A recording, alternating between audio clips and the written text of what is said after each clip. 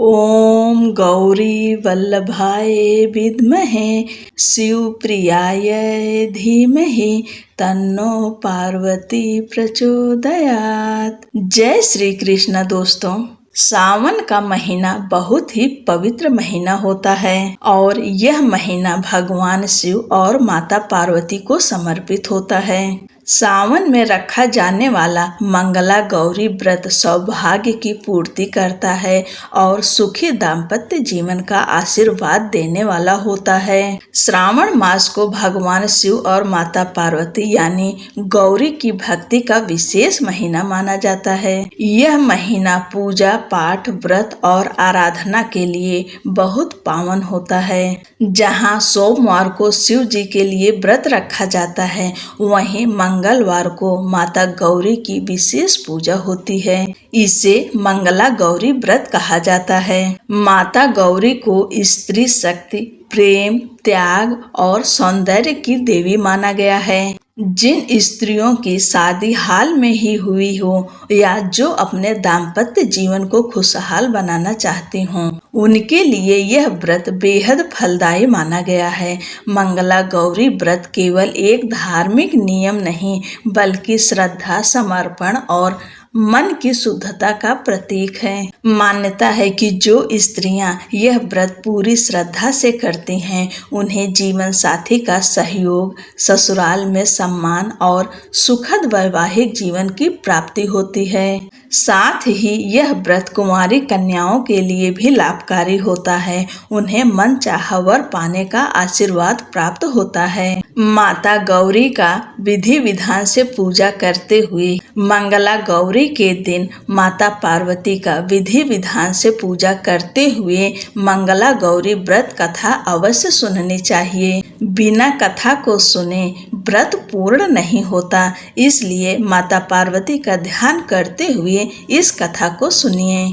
एक समय की बात है, एक छोटे से गांव में एक साहूकार अपनी पत्नी के साथ निवास करता था। साहूकार धनवान था और उसके घर में किसी भी प्रकार की कोई कमी नहीं थी। फिर भी वह और उसकी पत्नी संतान न होने के कारण दुखी रहते थे। संतान की कमी उन्हें हमेशा कचोटती रहती थी। एक दिन की बात है, उस साहूकार के घर में साधु आए। साहूकार ने उनका आदर सत्कार किया और उन्हें अपनी समस्या के बारे में बताया। साधु ने साहूकार की पत्नी को सावन में मंगलवार को किए जाने वाले मंगला गौरी व्रत करने की सलाह दी। साथ में पूजा विधि के बारे में भी संपूर्ण जानकारी प्रदान की। इसके बाद साहूकार की पत्नी ने सावन माह के पहले मंगलवार से ही गौरी मंगला का पूजन व्रत करना शुरू कर दिया।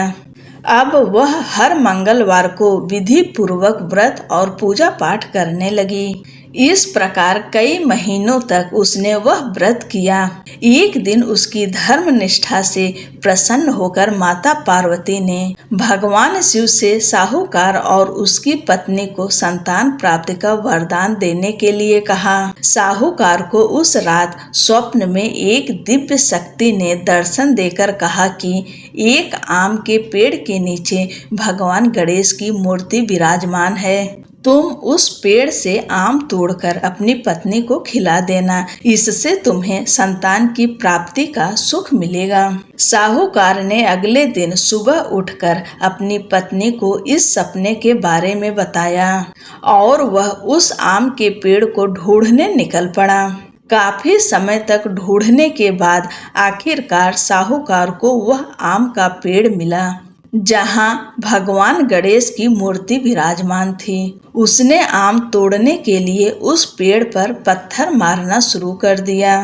पत्थर फेंकने से एक आम तो टूटकर नीचे गिर गया, लेकिन गलती से एक पत्थर जाकर भगवान गणेश की प्रतिमा को लग गया। इससे भगवान गणेश क्रोधित हो गए और उन्होंने प्रकट होकर उस साहूकार को श्राप देते हुए कहा कि हे स्वार्थी मनुष्य, तूने अपने स्वार्थ के कारण मुझे चोट पहुंचाई है।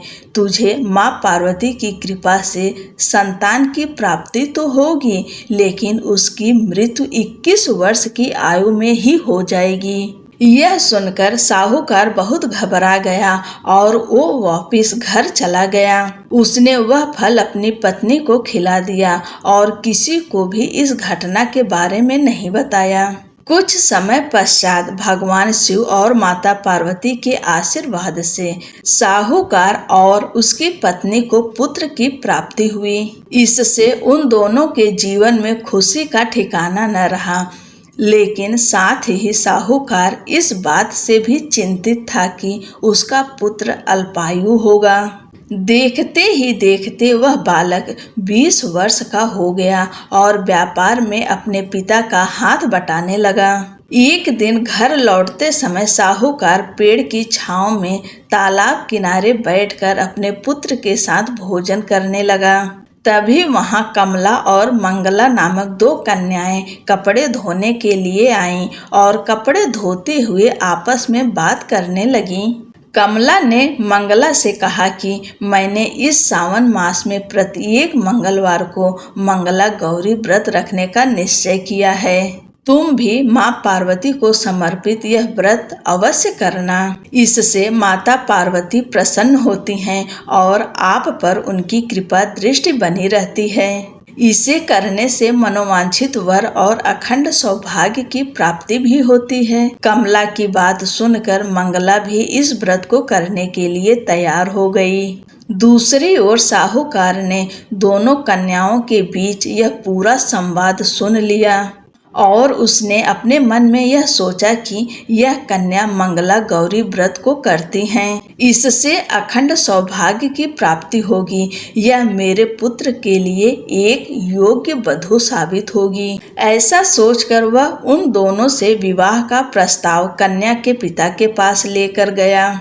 साहूकार की गांव में प्रतिष्ठा और मान होने के कारण कमला के पिता अपनी पुत्री का विवाह साहूकार के लड़के से करवा देते हैं। विवाह के पश्चात भी कमला विधि पूर्वक मंगला गौरी का व्रत रखना जारी रखती हैं। उसके इस भक्ति भाव से प्रसन्न होकर माता पार्वती एक दिन उसे स्वप्न में दर्शन देती हैं और कहती हैं कि मैं तुम्हारी भक्ति से अत्यंत प्रसन्न हूँ, इसलिए तुम्हें अखंड सौभाग्य का वरदान देती हूँ। लेकिन तुम्हारा पति अल्पायु है, इसलिए अगले महीने मंगलवार के दिन एक सर्प तुम्हारे पति के प्राण लेने आएगा। तुम उसके लिए एक प्याले में मीठा दूध रख देना, उसके पास एक खाली मटका भी रख देना।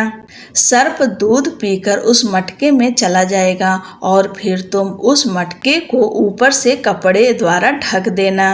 अगले मंगलवार को कमला ने माता पार्वती की बात मानकर एक प्याले में मीठा दूध रख दिया और पास में एक मटकी भी रख दी। सर्प ने आकर दूध पिया और मटकी में जाकर बैठ गया। कमला ने उस मटकी पर कपड़ा बांधकर उसे जंगल में रख दिया। माता पार्वती की कृपा से कमला के पति के प्राण बच गए। इस प्रकार मंगला गौरी व्रत के पुण्य फल से साहूकार का पुत्र श्राप मुक्त हो गया। जब कमला ने घर से सबको इस चमत्कार के बारे में बताया तो सभी आश्चर्यचकित रह गए।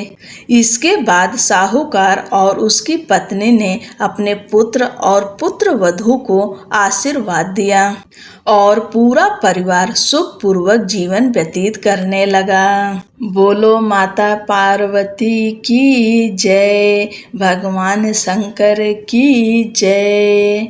हर हर महादेव।